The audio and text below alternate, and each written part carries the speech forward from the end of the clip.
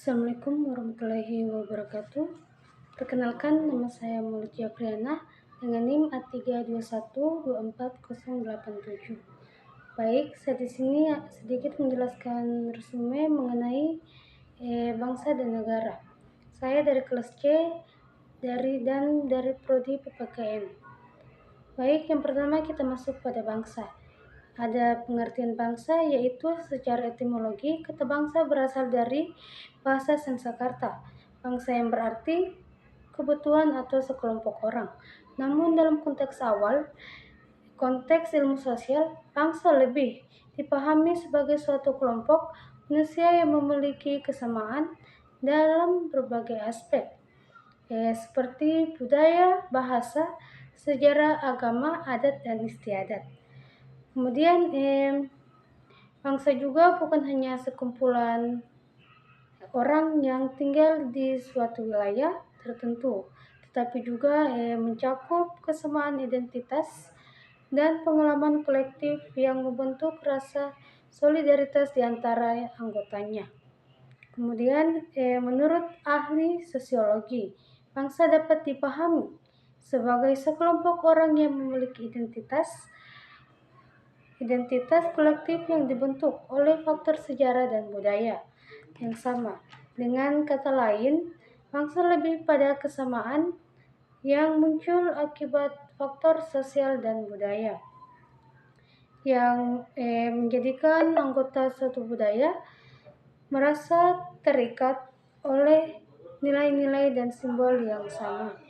Kemudian yang kedua, kita masuk pada ciri-ciri bangsa. Yang pertama itu ada kesamaan bahasa. Nah, kemudian yang kedua ada kesamaan budaya. Yang ketiga ada sejarah yang sama. Yang keempat kesamaan. Kemudian kita masuk pada poin B, yaitu negara.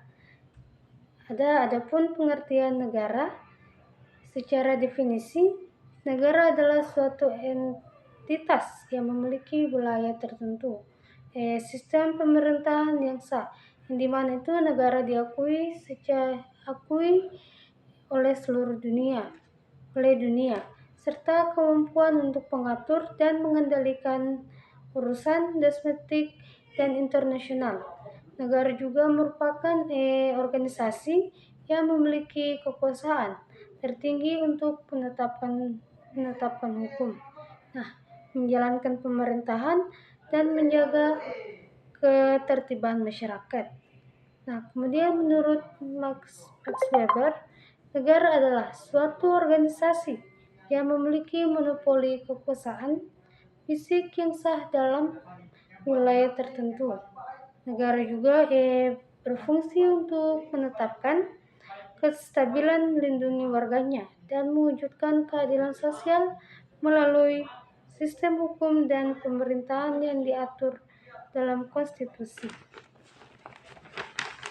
Kemudian adapun ciri-ciri negara, yang pertama itu ada wilayah, ada penduduk, ada pemerintahan, dan ada pengakuan internasional.